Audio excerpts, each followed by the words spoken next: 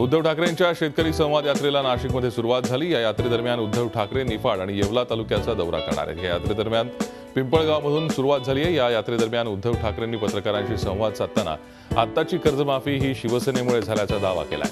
तसंच सरकारच्या मानगुटीवर बसून संपूर्ण कर्जमुक्ती करून घेणार असल्याचंही ते यावेळी म्हणाले।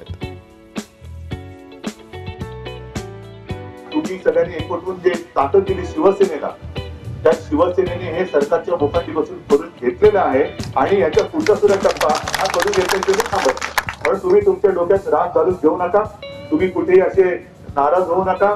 शिवसेना तुमच्या सोबत आहे। तुम्ही सगळ्यांनी केवळ सरकारला नाही मत दिलेली, तुम्ही भगव्याला मत दिलेले।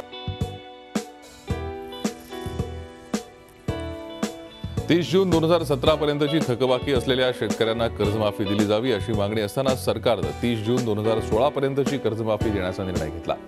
राष्ट्रवादी काँग्रेसचे अध्यक्ष शरद पवार यांनी पुण्यात हे विधान केलं, तर 1.5 लाखांवरचं कर्ज भरण्यासाठी सरकारनं वन टाइम सेटलमेंट योजना शेतकऱ्यांना पुरवण्याची मागणी त्यांनी केली। कर्जमाफीचा निर्णय शेतकऱ्यांचं पूर्ण समाधान करणारा नाही, त्यामुळे कर्जमाफी संदर्भात ज्या मागण्या पूर्ण झालेल्या नाहीत त्याची पूर्तता करण्यासाठी नव्यानं प्रयत्न करण्याची गरज त्यांनी बोलून दाखवली। त्याचवेळी नियमित कर्ज भरणाऱ्यांसाठीची अनुदानाची रक्कम 25,000वरून वाढवून किमान 50,000 रुपये करण्याची मागणी त्यांनी केली।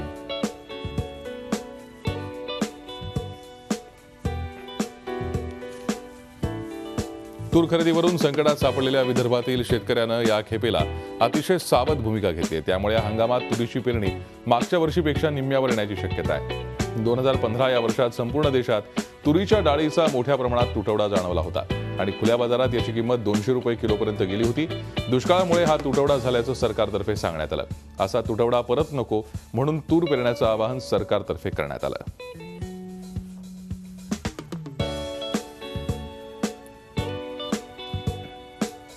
पुनर्वसन झालेल्या माळीणची पहिल्याच पावसात बिकट अवस्था झाली आहे। माळीणमधील घरांना तडे गेलेत, रस्ते खचलेत। आंबेगाव पुणे इथे नव्यानं उभारलं गेलेलं हे गाव अक्षरशः भेगाळलंय। 4 वर्षांपूर्वी संपूर्ण माळीण गाव डोंगर खचून त्याखाली गाडलं गेलं। त्यानंतर स्मार्ट व्हिजन म्हणून गावाचं पुनर्वसन करण्यात आलं। मुख्यमंत्र्यांच्या हस्ते नव्या गावाचं उद्घाटन झालं। माळीणवासियांना नवी घरं मिळाली, मात्र ही घरं पहिल्याच पावसात खचून गेलीत। हे बांधकाम निकृष्ट दर्जाचं असल्याची शंका ग्रामस्थांनी उपस्थित केली आहे। पाऊस असा सुरू राहिला तर नवीन माळीणला मोठा धोका निर्माण होऊ शकतो अशी भीती नागरिकांनी व्यक्त केली आहे।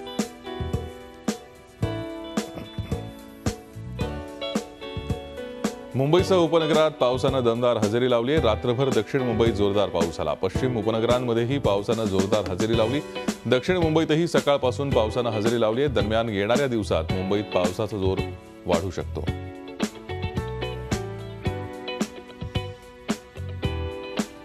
पालघर जिल्ह्यात पावसानं चांगलीच बॅटिंग केली आहे। विजांच्या कडकडाटासह जोरदार पाऊस झालाय, त्यामुळे पालघर, बोईसर, डहाणू, मनोर या परिसरातल्या अनेक सखल भागात पाणी साचलं। जिल्ह्यातील सूर्या नदी दुथडी भरून वाहतीये। नदी नाले ओसंडून वाहतात। रात्रभर झालेल्या पावसानं बळीराजा सुखावलाय, मात्र पावसानं काही भागात वीज पुरवठा खंडित झाल्यानं नागरिकांना त्रास सहन करावा लागला।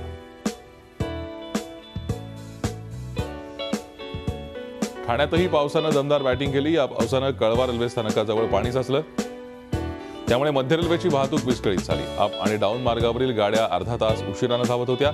तसंच ट्रान्स हार्बर मार्गावरची वाहतूक विस्कळीत झाली होती, तर विटावा भागातील काही घरांमध्ये पावसाचं पाणी शिरलं।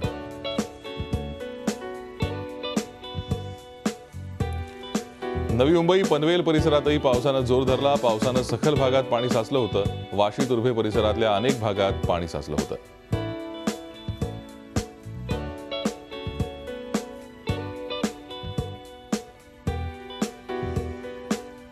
कल्याण डोंबिवलीतही वरुणराजा चांगलाच बरसला। मुसळधार पावसानं कल्याण खाडीपात्रातील पाण्यात कमालीची वाढ झाली आहे। बदलापुरातही मुसळधार पाऊस बरसतोय। कल्याणमध्ये सखल भागात पाणी साचलं।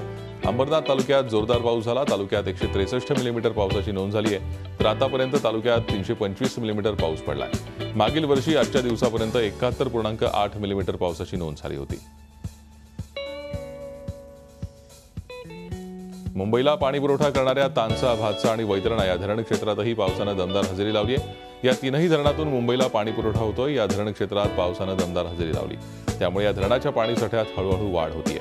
दरम्यान शहापूर तालुक्यातील नदडावमध्ये डोंगरीपाडा येथे वीज कोसळून 2 महिला गंभीर जखमी झाल्या। रायगड जिल्ह्यात उरणमधील सागरी किनारी वास्तव्यास येणारे परदेशी पाहुणे म्हणजेच फ्लेमिंगोंचा मुक्काम यावर्षी वाढलाय. पावसाळा सुरू असला तरी फ्लेमिंगो या परिसरातून स्थलांतरित झाले नाहीत. हजारोंच्या संख्येनं आजही ते किनाऱ्यावर वास्तव्य करत असल्यानं पक्षीप्रेमींना ही पर्वणी ठरतीये. नोव्हेंबर महिन्यामध्ये भारतात हजारो किलोमीटरचा प्रवास करत मुक्कामाला येणारे फ्लेमिंगो पुन्हा मार्च-एप्रिल दरम्यान परतीच्या प्रवासाला लागायचे. मात्र आता पावसाळा सुरू झाला तरी फ्लेमिंगोंनी मुक्काम हलवलेला नाही.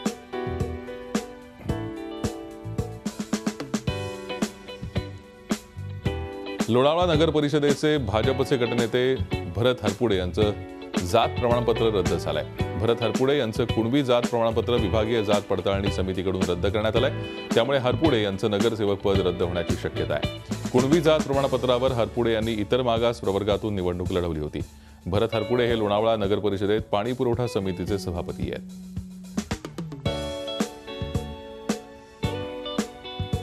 लोणावळ्यातल्या क्रांतीनगरमध्ये एक धक्कादायक घटना घडली आहे. बबन जयवंत धिंदळे या 38 वर्षीय इसमानं बायको आणि मुलीची हत्या करून स्वतः आत्महत्या केली आहे. मुलालाही मारण्याचा त्यानं प्रयत्न केला, मात्र यात मुलगा बचावलाय. त्याच्यावर खासगी रुग्णालयात उपचार सुरू आहेत. बबननं 30 वर्षीय पत्नी दीपाली आणि 11 वर्षीय मुलगी दीप्तीची दोरीच्या सहाय्यानं गळा आवळून हत्या केली.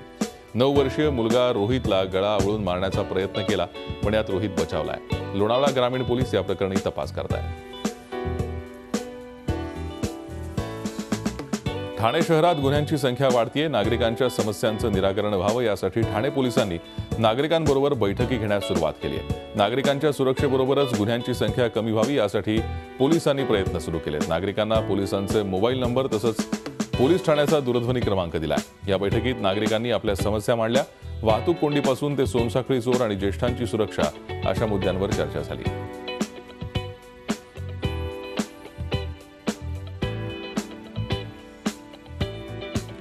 प्रवाशांच्या सोयीसाठी मध्य रेल्वे प्रशासनानं मुंबईतल्या प्रमुख रेल्वे स्थानकांवर सरकते जिने बसवले खरे, मात्र रात्री 10 नंतर हे सरकते जिने बंद केले जातात. त्यामुळे लांब पल्ल्याच्या गाड्यांनी येणाऱ्या वृद्ध प्रवाशांना त्रास सहन करावा लागतो. रात्रीच्या वेळी सरकत्या जिन्यांची नासधूस अथवा गैरवापराच्या शक्यतेची भीती कदाचित मुंबईकर रेल्वे मंत्र्यांना वाटत असेल. त्यामुळे कदाचित सरकते जिने रात्री 10 नंतर बंद केले जातात. मात्र सीसीटीव्ही, सुरक्षा रक्षक असे पर्याय असताना रेल्वे प्रशासनाला काळजी करण्याचं कारणच नाही. म्हणून हजारो प्रवाशांची गैरसोय टाळण्यासाठी आता रेल्वेनं पुढाकार घेणं आवश्यक आहे.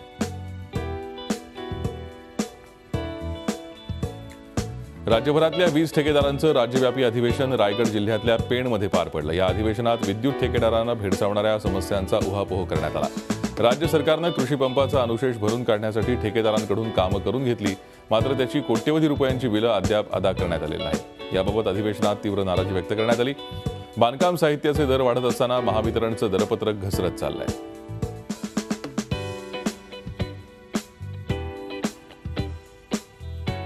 चतुरंग प्रतिष्ठानच्या वतीनं गुणवंत विद्यार्थी गौरव सोहळ्याचं आयोजन रत्नागिरीतल्या चिपळूणमध्ये करण्यात आलं.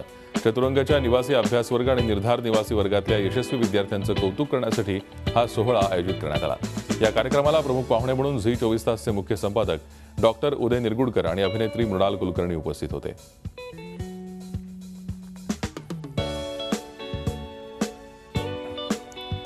चतुरंग प्रतिष्ठान आणि रत्नागिरी नगर वाचनालयातर्फे मुक्त संध्या कार्यक्रमाचं आयोजन नगर वाचनालय सभागृहात करण्यात आलं. यावेळी झी 24 तासचे मुख्य संपादक डॉक्टर उदय निरगुडकर यांची मुलाखत अभिनेत्री मृणाल कुलकर्णी यांनी घेतली. बातमी अशी सापडते आणि घडते या विषयावर ही मुलाखत घेण्यात आली.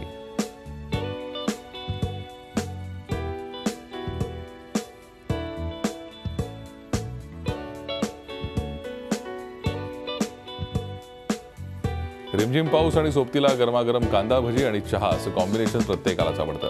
बटाटा भजी, कांदा भजी, जवळा भजी, करंदी भजी, खेकडा भजी, मोदक, मांदेली भजी अशा वेगवेगळ्या भजींचा आस्वाद एकाच ठिकाणी घेता आला. दादर इथे दादर सांस्कृतिक मंचच्या वतीनं भजी महोत्सवाचं आयोजन करण्यात आलं होतं. पावसाचा शिडकावा, सुरेल गाणी आणि मस्त वेगवेगळ्या भजींवर ताव मारत लहान मोठ्यांनी हा महोत्सव एन्जॉय केला.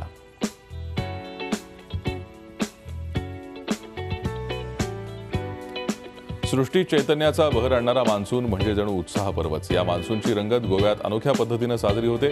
डोक्यावर फुलांचा मुकुट चढवून, अंगावर वेलींचा साज लेवून पाण्यात डुबकी मारणारी मंडळी, संगीत नृत्याचा जंगी लवाजमा अशा थाटात गोव्यात सांजाव उत्सवानं चैतन्याचे रंग भरले. या महोत्सवाचा पर्यटकांनी आनंद लुटला. यंदा पावसानं दांडी मारल्यानं या सणासाठी गोमांतकीयांनी कृत्रिम पावसाची मदत घेतली. गोव्याची जीवनशैली कायमच आपलं वेगळेपण जपत आली आहे. तुकोबारायांच्या पालखीत मेंढ्यांचं रिंगण काठेवाडी इथे पार पडलं. काठेवाडीमध्ये धनगर समाज मोठ्या प्रमाणात असल्यानं इथे मेंढ्यांचं रिंगण गेल्या अनेक वर्षांपासून होतं. हा रिंगण सोहळा वारकऱ्यांसाठी डोळ्यांचं पारणं फेडणारा असतो. धोतर हे धनगर समाजाचा पारंपरिक पोशाख असल्यानं पालखीचं स्वागत धोतरांच्या पायघड्या घालून करण्यात येतं. त्यानंतर काठेवाडीत मेंढ्यांचं रिंगण होतं. हजारो वारकरी या रिंगण सोहळ्यात उपस्थित असतात. काटेवाडीत हे मेंढ्यांचं रिंगण तुकोबारायांच्या पालखीतलं दुसरं रिंगण होतं. याआधी पिंपरीला तुकाराम महाराजांच्या पालखीचं पहिलं रिंगण झालं.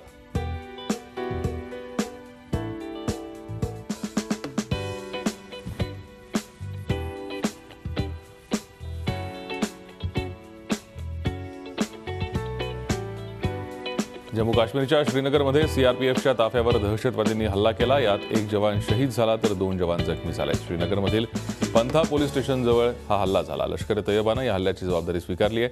पंथा चौकात सीआरपीएफच्या जवानांवर हल्ला करून हे दहशतवादी दिल्ली पब्लिक स्कूलच्या दिशेने पळाले. त्यामुळे या भागात मोठा फौजफाटा तैनात करण्यात आला आहे. स्थानिकांनी या भागात दहशतवाद्यांना पाहिल्याची माहिती दिल्यानं या लष्करानं या भागात कोम्बिंग ऑपरेशन सुरू केलं आहे.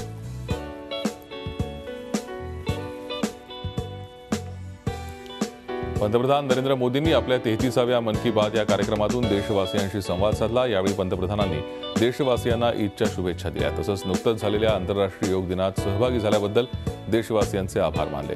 इस्रोच्या यशस्वी गगन भरारीचं आणि ऑस्ट्रेलियन ओपनच्या पुरुष एकेरीचं जेतेपद पटकावणाऱ्या किदंबी श्रीकांतचं कौतुक त्यांनी केलं.